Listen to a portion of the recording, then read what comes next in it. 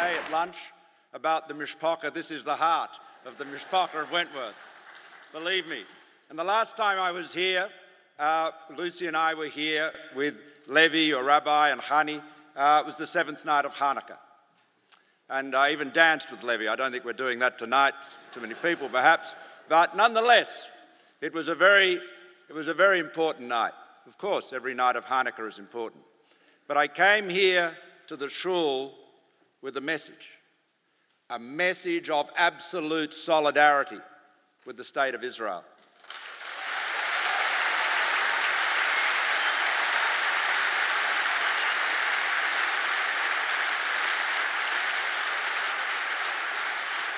I came here with a message of solidarity on behalf of the Australian government in the wake of that UN resolution which was so regrettable. A resolution we would never support.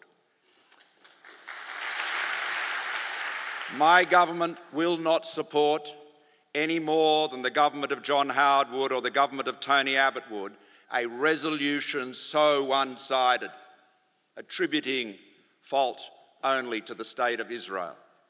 That has no contribution to make to the peace process. It was an unfortunate resolution. We regret it, and we disassociated ourselves from it in our public statements and here, right here in this shul. It's been a very productive day. We have more discussions to go over the next few days, but we have a lot of work to do together. Mark Liebler asked a question at the lunch about how important were people-to-people links in collaboration on technology, in innovation, and the truth is they are absolutely critical. There's no substitute for it, and that's why this visit is so important. It has taken 70 years. Mark has been uncharacteristically patient. He has. So, but he may not be, he certainly won't wait another 70 years. So I think we'll have to increase the tempo of visits. But we will be there in Beersheba in October and we'll be there. And I might say,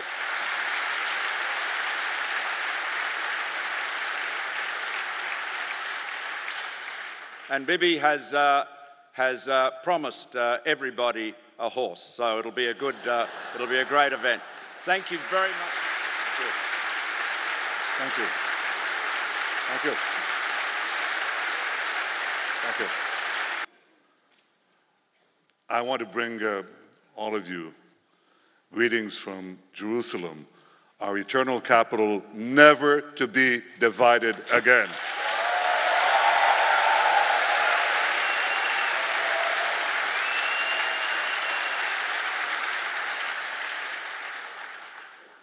I want to thank Prime Minister Malcolm Turnbull for the extraordinary welcome that he and his wife Lucy have shown Sarah and me and our entire delegation. There is no better friend for the State of Israel.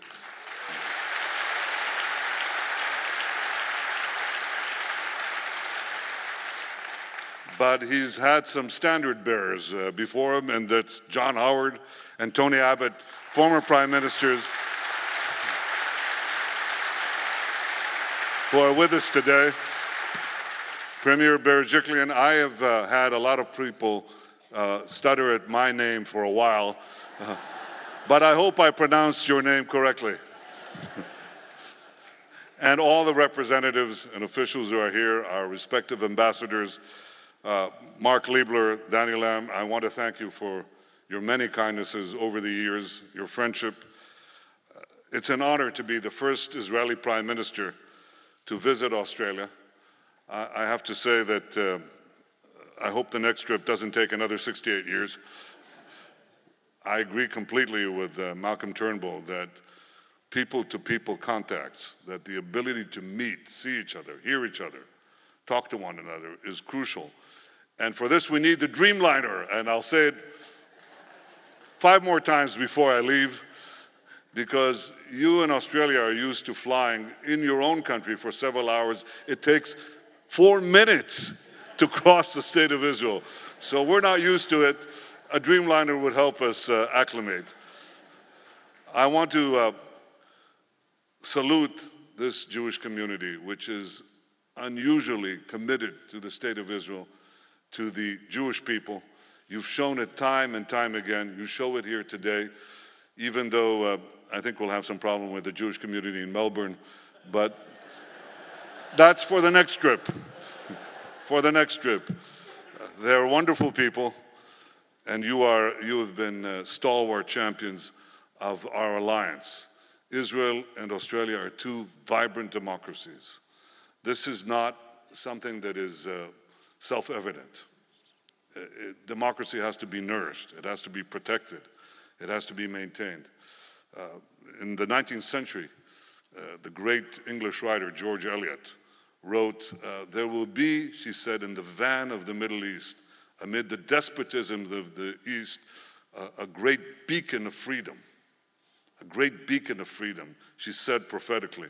And indeed, this is exactly what has happened. Israel is a beacon of freedom, of tolerance, of progress, in a very dark expanse that I hope and I believe will change as many Arab countries understand that Israel is not their enemy, but their vital and indispensable ally in warding off the barbarism that threatens all of us. There is, I think, an opening, as Malcolm and I discussed, for the first time in my lifetime, because the Arabs understand that Israel could be a key to their future. I'm not looking at reality through rose-colored glasses. I'm, I think, a realist, but as a realist, I see not only challenge, but opportunity that grows from this challenge. And I think that if anyone understands the hopes of the people of Israel for peace and security, it is you. You have shared this hope and this dream with us day in, day out. And you have this strong bond with Israel. You have relatives and you have friends. I have friends and relatives here, believe it or not. And you have them in Israel in abundance. So I want to thank you for your consistent support over the years. A few days ago, I visited the Jewish community in Singapore. There's a Jewish community in Singapore. And like the joke, they have two synagogues, one they go to and the one they don't go to. An amazing community. And a few months ago, I visited Jews in Kazakhstan and Azerbaijan, two Muslim countries. They sang Jewish songs in Muslim countries. And that's the kind of coexistence and tolerance that we like to see everywhere. Jewish customs vary, but the spirit of our people is universal. And there's a question that many people ask, why did the Jews survive? What is the secret of their survival and their success? Well, I had an inkling of that when I was first elected prime minister and I visited a small country, China. And the president of China, the leader of China at the time, Jiang Zemin, he said to me, you know, I really admire the Jewish people. And I said, I really admire the Chinese people. And he said, well, the Jews and the Chinese are two of the oldest peoples on earth. And I said, that's true. And being not that experienced, I added the Indians too. But, you know, it goes back 5,000 years, in our case, almost 4,000 years. And he said, yes, this is true. And I said, but there's a difference. He said, what's the difference? I said, well, how many Chinese are there? He said, well, 1.2 billion. I said, how many Indians? He said, about 1 billion. And then I said, how many Jews? And he said, I don't know. I said, well, there were about 13 million Jews at the time, 13 million Jews. And there was absolute silence in the room. You could hear the jaws drop, because that's, you know, a suburb of Beijing. And I said, Mr. President, isn't it odd? We've been around for thousands of years. You exceed 1 billion, and we're only 13 million. He said, what happened? And I said, a lot of things happened. But they boiled down to one thing. You, the Chinese, kept China. The Indians kept India.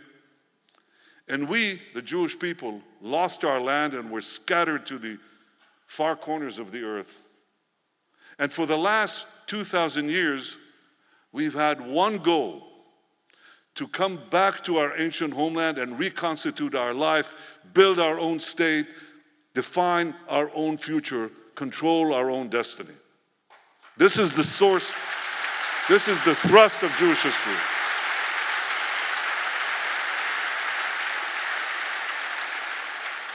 Now, by all accounts, we should have disappeared, because most nations in antiquity do not exist anymore. There are exceptions, but they're very large exceptions, and very few. Most nations disappeared. Nations go through predictable cycles. They're born, they flower, they shrivel, they die. But the Jews are different. The Jews refuse to die. They're reborn again and again and again. And throughout the centuries, our people never succumbed to their fate.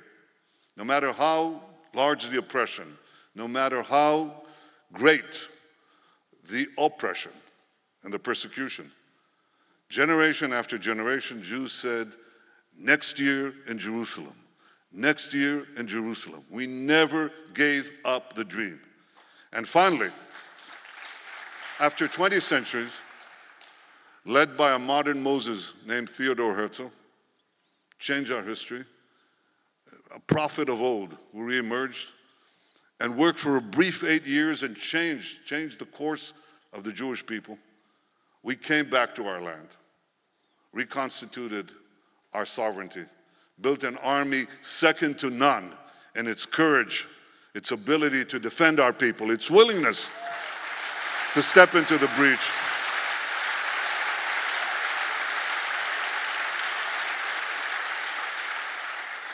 Built an economy that is now becoming an innovation nation, an example for the entire world. And you know, there used to be a joke when I was a young man in Israel, growing up. How do you make a small fortune in Israel? You start with a big fortune. No longer. Some big fortunes are made in Israel because of the ingenuity of our people. And guess what? We liberated the economy and allowed the natural enterprise, the natural capabilities that are inherent in our history, in our traditions, to burst forward. So we've built this future. And I was approached by African diplomats in the UN a few months ago. You know, I give this speech at the UN every year. But this year was different because so many of the African countries want to partake of our experiences, of our innovation. And we had an exhibit there of Israeli technology, absolutely amazing, amazing stuff.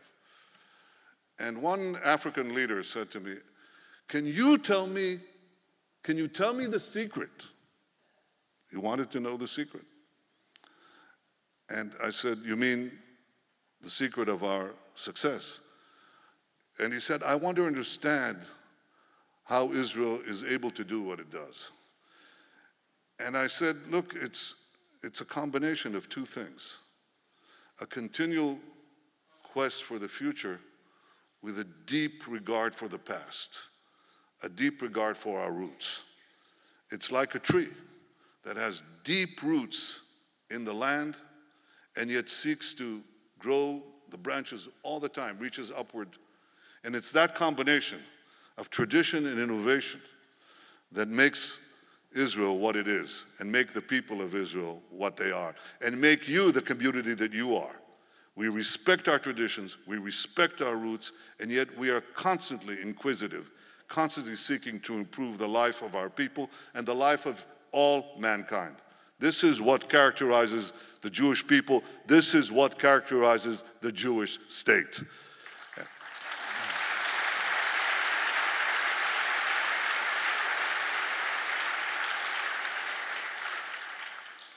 Now, I know that we are much maligned in the United Nations.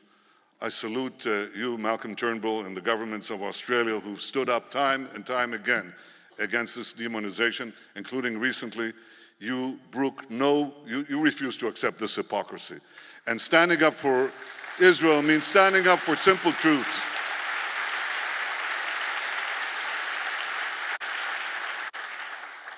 It doesn't mean that we don't have our imperfections.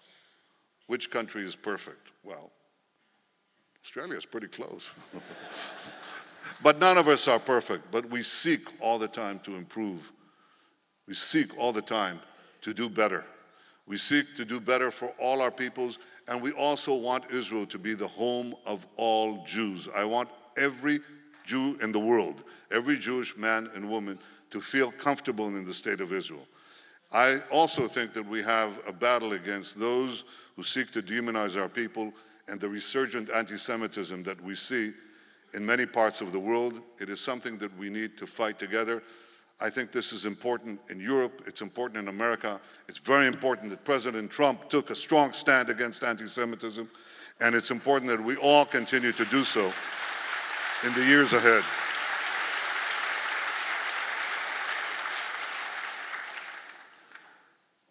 So we have performed miracles, but we've performed miracles because we're committed to our destiny. I want all of you to come to Israel. I want you to visit your friends and your families. I want you to walk the streets of the old city in Jerusalem, hike in the Golan. By the way, the Golan will never go back to Syria. It will always be a part of the state of Israel.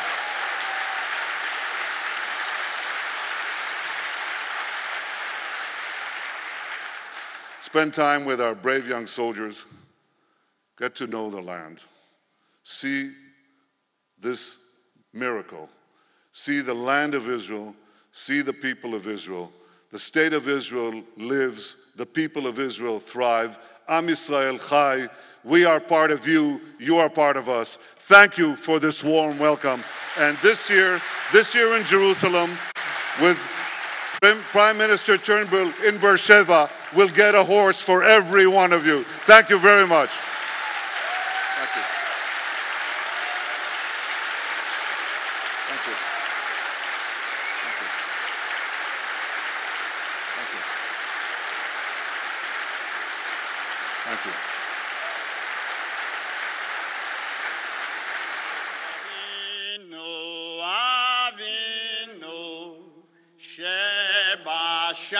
בשמיים צור ישראל וגואלו